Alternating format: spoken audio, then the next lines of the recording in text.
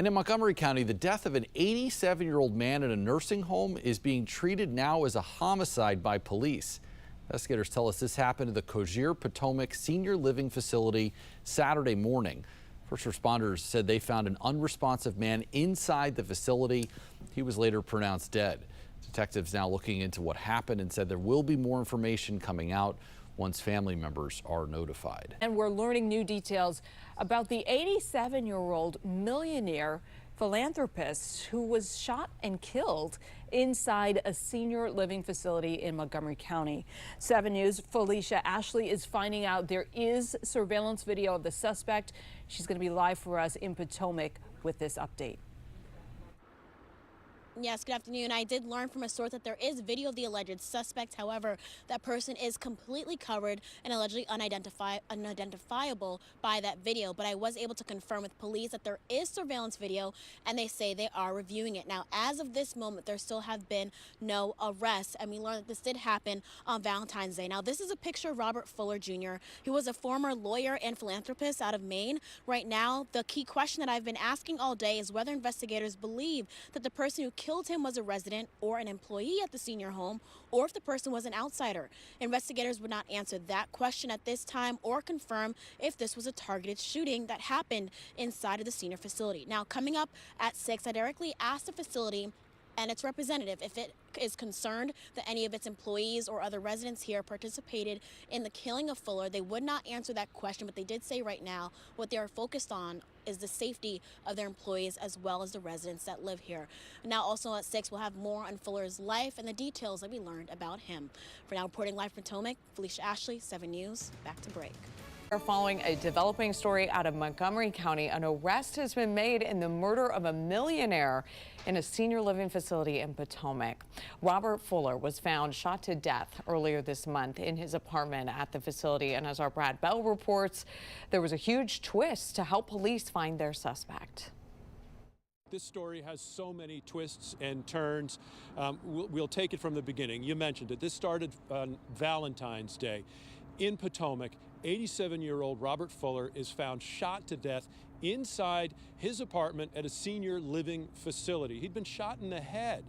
Well, it was a murder mystery. Then a few days ago, Montgomery County Police released some video of a person they said was a suspect in that murder. Well, unbeknownst to the public, they had a suspect. They knew who they were looking for. Jump ahead. Yesterday, Baltimore City, 3:30 a.m., a Maryland state trooper is innocently doing a traffic stop on a car at a stop sign. The car pulls over, the trooper goes up, the driver's side door cracks open, and the person inside fired 2 shots at the trooper. Didn't hit the trooper was injured, trying to get away. The car drove off.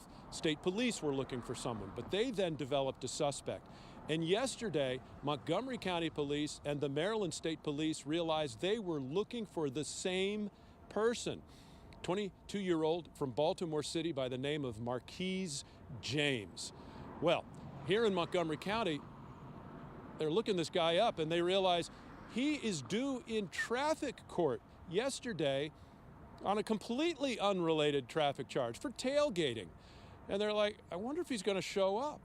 So they alert the sheriffs and the police, and sure enough, Marquise James walks up to the district courthouse and is taken into custody. So the arrest was made here in Rockville yesterday afternoon. He now stands accused of attempted murder for the incident in Baltimore City involving the Maryland state trooper, as well as first-degree murder here in Montgomery County for the shooting death of Mr. Fuller. Now, we know that Marquise James, we've been told, was an employee of the Cogier Senior Living Facility in Montgomery County. What any motive may be, we just do not know. Police have scheduled a 3 o'clock press conference this afternoon. Montgomery County Police, Maryland State Police, the Montgomery County State's Attorney John McCarthy will all be there, and we hope to learn a little bit more about what all of this was about and all of these bizarre turns in this case. In Rockville, Brad Bell, 7 News. All right, Brad, thank you. And as Brad just said, there will be that news conference at 3 this afternoon to announce more details on this case. When it happens, you can watch it live on our website, WJLA.com.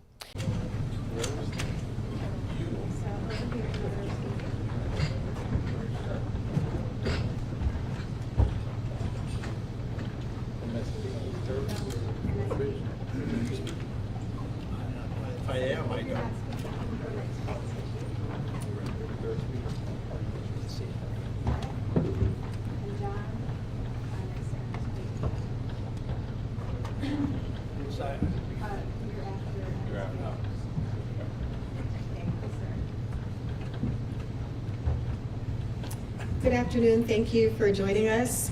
We are here today to announce an arrest in the homicide investigation at the Potomac Assisted Living Facility. First speaker will be Chief Mark Yamada. That's Mark, M-A-R-C, Yamada, Y-A-M-A-D-A, Chief of Police for the Montgomery County Department of Police. Then we will have Captain Sean Gagan. That's Sean, S-E-A-N, Gagan, G-A-G-E-N. He's the captain over our Major Crimes Division. And we will have Lieutenant Colonel Stephen DeSerbo. That's Stephen, S-T-E-P-H-E-N, DeSerbo, D-E-C-E-R-B-O. He is the Lieutenant Colonel with Maryland State Police. And then after the Lieutenant Colonel will be John McCarthy, Montgomery County State's Attorney.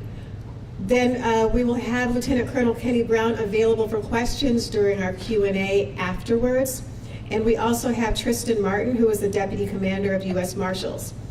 I will not be introducing the speakers in between. They will just come up in order of speaker. And again, we'll allow questions afterwards, about 5 minutes for questions. We will have Officer Cortez walking around with the microphone. Raise your hand during the Q&A, and Officer Cortez will come around with the microphone during the Q&A. All right, first up, Chief Mark Yamada.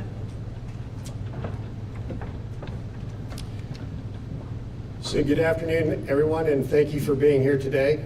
Along with those who Shira has already mentioned, I'd like to point out our Chief Administrative Officer, Rich Madalino, and our Assistant Chief Administrative Officer, Earl Stoddard, from our County Executive's Office, who thankfully could make it. Unfortunately, County Executive Mark Eldridge could not be here due to a prior commitment.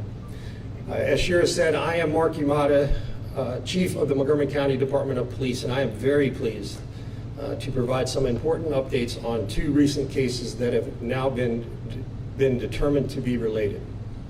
The first case was a homicide that occurred in Montgomery County on February 14th at the Cozier Potomac Senior Living Center in Potomac, Maryland. That case resulted in the death of 87-year-old Robert Gorham Fuller, Jr. During our investigation, Montgomery County Police detectives from our Major Crimes Division developed a person of interest in Mr. Fuller's death, and they have been actively following up on numerous investigative leads ever since.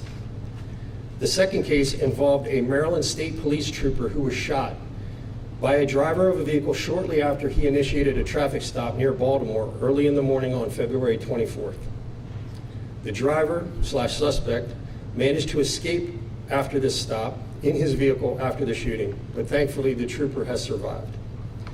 Shortly after the Maryland State Police incident, investigators from Montgomery County and the Maryland State Police, along with the U.S. Marshals, began actively working together and eventually determined that the cases were definitely connected and the suspect was probably the same in both cases. I can't thank Maryland State Police enough, or the U.S. Marshals, for their continued partnership, not just on this case, but on numerous other requests we have made for help here and support here in Montgomery County. Yesterday, detectives from Montgomery County were able to secure and obtain an arrest warrant for Marquise Emilio James, 22 years of age, from White Marsh, Maryland. At approximately 2:30 yesterday afternoon, Montgomery County police officers, again, along with the assistance of Maryland State Police and the U.S. Marshals, located our suspect driving in his vehicle and were ultimately able to stop him in downtown Rockville. After a brief foot chase, the suspect was taken safely into custody. Montgomery County Police detectives served Emilio with an arrest warrant charging him with the first-degree murder in the death of Mr. Fuller, and Emilio is currently being held pending a bond hearing. I'll now turn it over to Assistant Chief Willie Parker-Lone, who oversees our Investigative Services Bureau, and Captain Sean Gagan from our Major Crimes Division, who will provide some additional details on the Montgomery County case.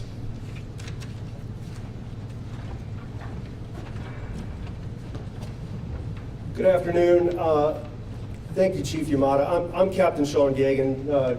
Assistant Chief Parker-Lone is here if there's any questions that he'll be available to answer when we're done with our presentations this morning. But I first want to say thank you to the administration and staff of the Cozier Potomac Senior Living Facility here in Montgomery County. Without their cooperation and assistance, I do not believe that we would be here today to announce the arrest of Marquise James in our investigation of the homicide of Mr. Fuller. On February 14th, detectives from the Montgomery County Police Major Crimes Division began their investigation into the murder of Robert Fuller, Jr. Detectives spoke with several of the staff and residents of the Cozier Potomac Senior Living as we attempted to learn more about the victim and the events that led up to the murder of Mr. Fuller.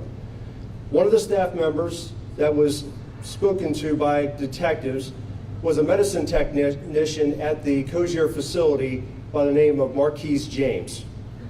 Mr. James advised the detectives that he had worked the previous night and that he administered medicine to the victim and his roommate as per usual. The scene that day was processed and evidence was collected from Mr. Fuller's apartment. It did not appear that anything had been taken from inside the apartment, according to investigators. Cozier provided the detectives with surveillance video from the previous night and the day of the homicide. And while viewing the video, detectives noted that at approximately 5:05 a.m., an individual was seen walking through a courtyard outside the facility and entering the Cozier facility using an exterior door. Approximately 10 minutes later, the same suspect once again appears, this time through the same exterior door before running outside of the view of the surveillance cameras that captured the courtyard. The detectives that same night immediately responded back to the Cozier facility and went to investigate the doorway where the individual had come and gone around the time of the murder. The detectives discovered that the door alarm sensor had been tampered with, which caused it to become non-functional. The detectives also, while they were conducting their investigation, found a small folded paper towel that appeared to have been folded in a manner that had been used by someone to prop open that exterior door. The detectives spoke with alarm technicians from the facility, and they learned that the last date that alarm sensor was functional was back on January 9th of this year. That same day, video shows that Marquise James had used that exterior doorway twice. He was the only person on camera to leave that facility utilizing that door on January 9th, just before the alarm sensor becomes non-functional. This past Friday, the department put out a media release which included a still photo and a short video clip of the individual who detectives had seen on video walking through the courtyard around the time of our homicide of Mr. Fuller. As we had hoped, the video elicited a response from the public's attention, and the detectives spoke with an individual that they believed knew who the person was in the photo that we released. Through the description provided by the tipster, the detectives were able to identify Marquise James as the person believed to be in the photograph. The tipster also claimed that other people of the Cozier facility had observed James wearing the same plaid shirt or jacket on multiple occasions prior to the homicide.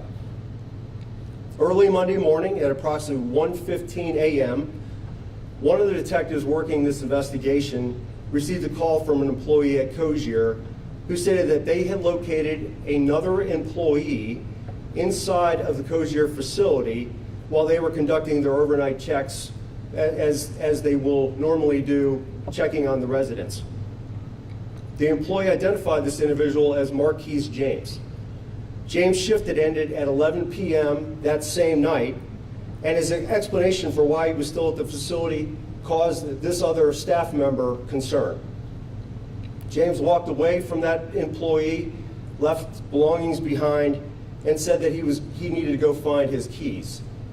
A short time later, there was an alert that went out from a door sensor to one of the exterior doors at the facility. James reappeared, and this employee who had had this initial conversation with Marquise James asked him if he was the one that had triggered the alarm at this exterior door. His explanation was that wasn't him. He hadn't gone anywhere near that door. And as soon as the staff member said, "Hey, I need to notify a supervisor what's going on," Mr. James grabbed his belongings and fled the Cozier facility. Once James left the building, the staff and a security guard went to check on the stairwell door that the alarm had activated at. And upon opening the door, a black napkin fell from the doorway, and there was also a small white paper towel that was also nearby, that very similar to what we found when we went back on February 14th, the day of Mr. Fuller's murder. The battery, what we also found at that sensor, had been tampered with and had been flipped around so that the alarm sensor for that exterior door was no longer functional. Early Tuesday morning on February 24th at approximately 3:30 a.m., a Maryland State Police trooper conducted a traffic stop of a silver Infiniti sedan with no tags in West Baltimore. During the stop, the driver, described as a black male wearing a black coat, a black hat, matching the physical description of James, shot at the trooper. The crime scene was processed, and I'm sure Lieutenant Colonel DeSerbo is going to talk a little bit more about their investigation, but after the scene was processed, they recovered a shell casing. That shell casing was entered into the NIBIN system, which led to a notification to the department that the shell casing from the shooting of the trooper up in West Baltimore matched and linked to our homicide here in Montgomery County at the Cozier Potomac Senior Living Facility involving the murder of Robert Fuller, Jr.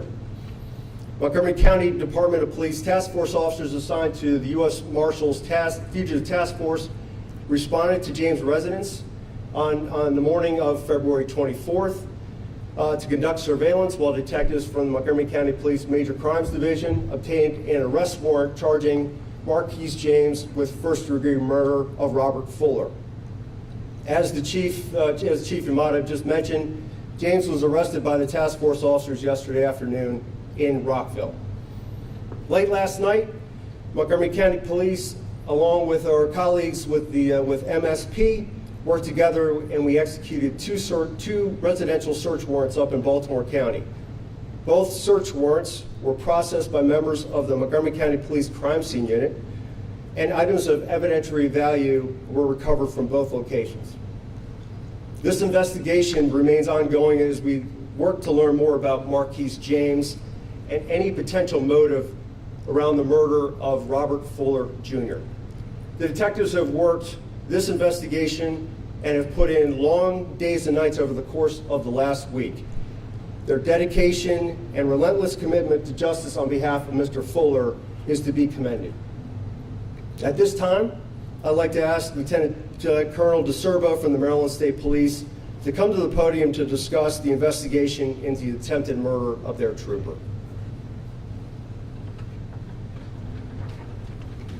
Thank you and good afternoon. I'm Lieutenant Colonel Steve DeSerbo with Maryland State Police, and on behalf of the Superintendent, Colonel Michael A. Jackson, and our entire department, the law enforcement partnership that we have with all of our local, state, and federal agencies is incredibly valuable. Shortly before 3:30 yesterday morning, a Maryland State trooper from the Golden Ring Barrack nearly lost his life while conducting a traffic stop when the driver of a 2019 Infiniti, who we now know as Marquise James. As the trooper approached the vehicle, James opened his door and fired off 2 rounds, narrowly missing the trooper within inches. He then fled the scene. Without a doubt, our Maryland State trooper escaped an outcome that could have ended much differently. Thankfully, he suffered only minor injuries and was treated and released from the hospital. Within moments of the incident, agencies across multiple jurisdictions shared real-time intelligence, investigative expertise, and other resources to ultimately apprehend a suspect responsible for multiple crimes throughout our state. Justice has been served due to the extraordinary collaboration. And on behalf of the Maryland State Police, thank you for the continued partnership. Thank you, Chief Yamada. Thank you to Montgomery County.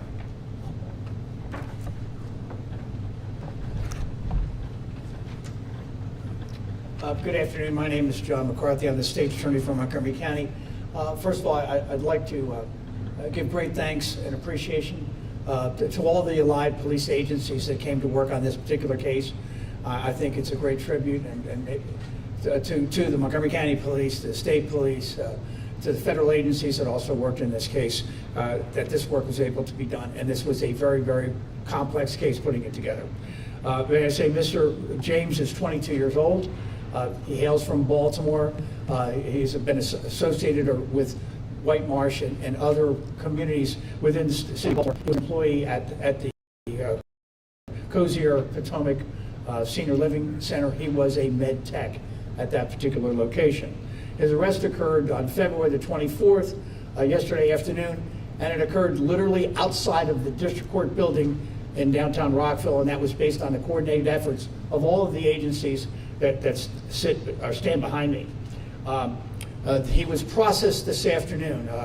It took a while to get him before the commissioner, but he was brought to the commissioner's office about noon today. He was in fact processed, and he is being held currently without bond. The commissioner was prohibited because of the nature of the charges brought in this case to set a bond in Mr. James's case. A bond review has been set for him tomorrow in the district court for Montgomery County in courtroom 413 tomorrow at 1 o'clock in the afternoon.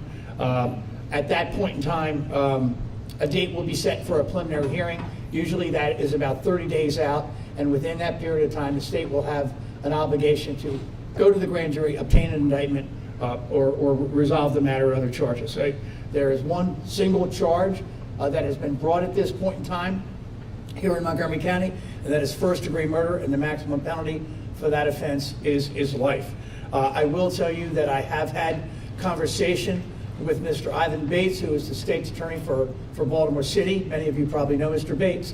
In any instance, he, because the crime occurred, the shooting of the trooper occurred up in Baltimore, he will have jurisdiction over those. We have agreed that because the homicide, because of the nature of the crime, would take precedence. We will try that case here first, and then he would be transferred to Baltimore for resolution of the other charges. Thank you. Okay, at this time, we will open up the floor for questions for about 5 minutes. Officer Cortez has the microphone, so just raise your hand, and Officer Cortez will come to you to answer your question with the microphone. And I'll be holding the microphone for you guys. Hi, I don't know who wants to answer this question, but would you say that the person who noticed Mr. James inside the facility after hours on Monday may have disrupted what could be a second homicide that he may have been planning?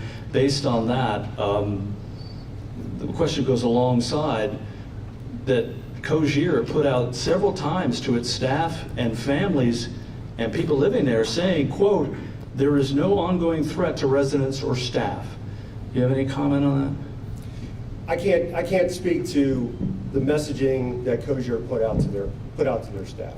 However, I will say that through the cooperation that we've received through our ongoing investigation inside the facility, I think the fact that the staff was made aware of what had gone on, it obviously heightened everybody's senses as to, hey, this was a suspicious activity that was going on. So I give the employee a lot of credit for taking the steps that they did. To tell Mr. James at the time that they had that second contact, hey, something was very odd. That alarm sensor going off, as it did right on the time that he disappeared. The fact that they were going to notify their supervisor, I truly do feel that we headed something nefarious off.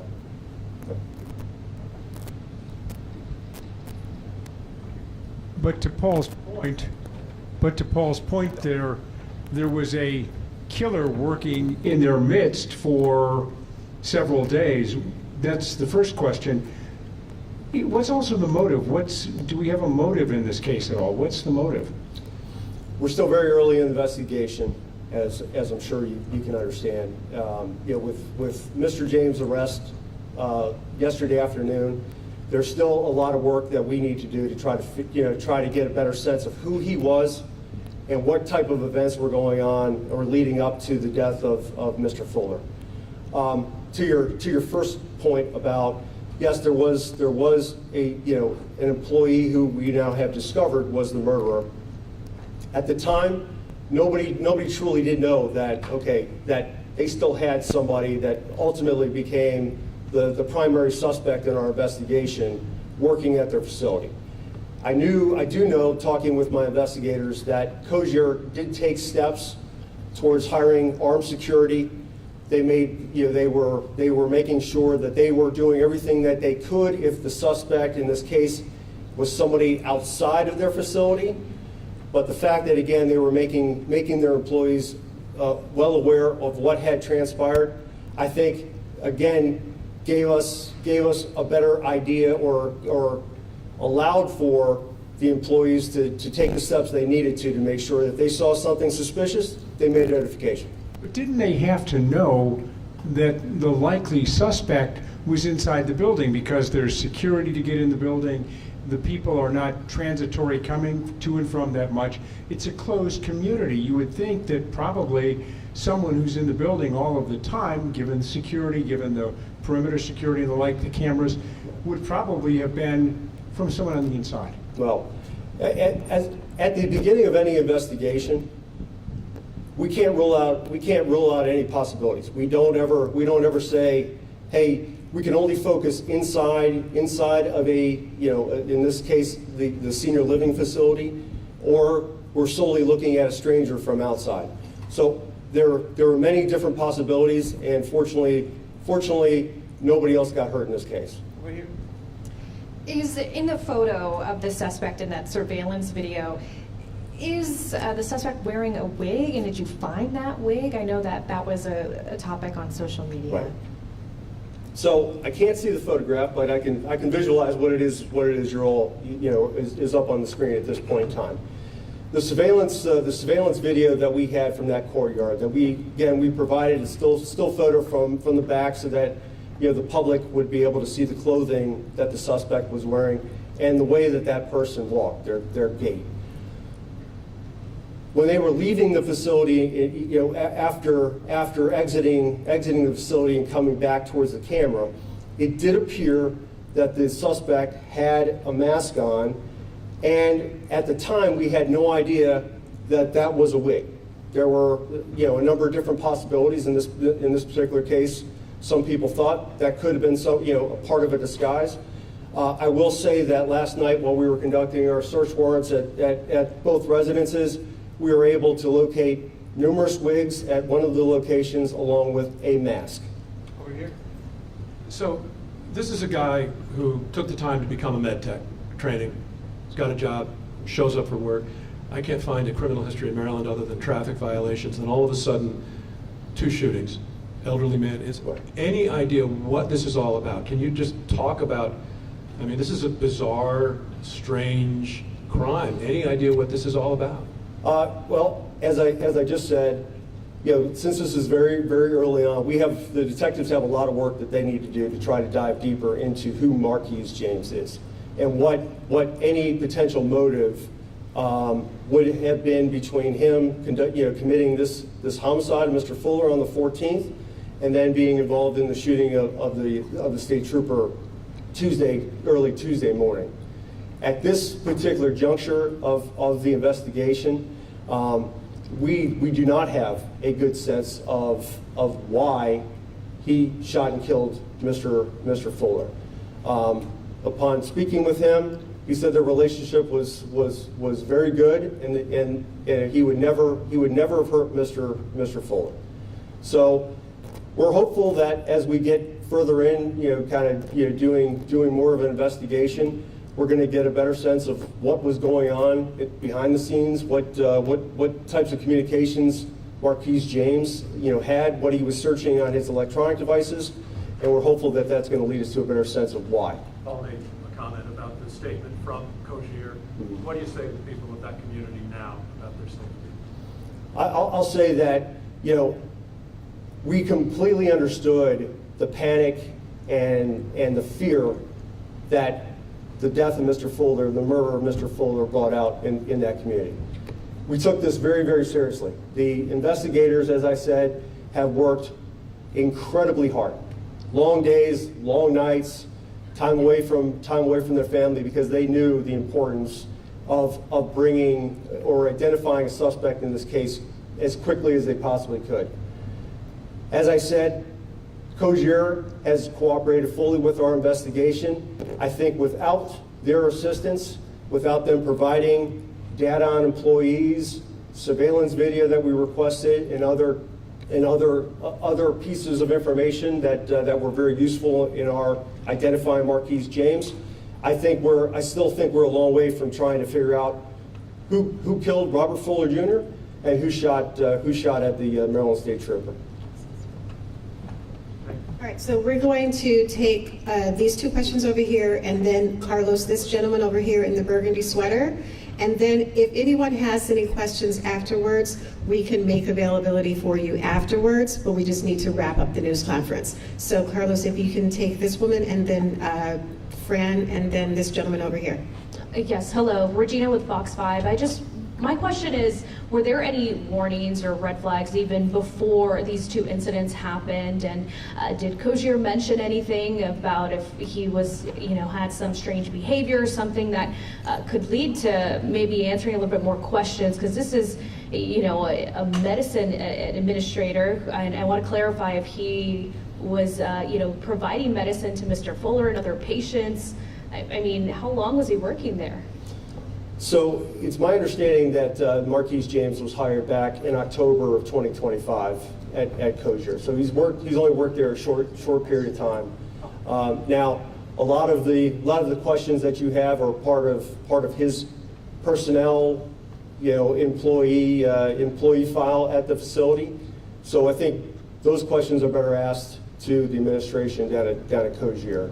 We're hopeful that now that Mr. James has been identified as the person that that has been charged in the murder of Mr. Fuller, once his picture gets out there, and once people get a chance to see, learn more about this investigation through the media, we're hopeful that other people are going to maybe come forward and give us a little bit more background about any of the interactions that they may have had with Marquise James while he was employed at Cogier or outside in everyday life.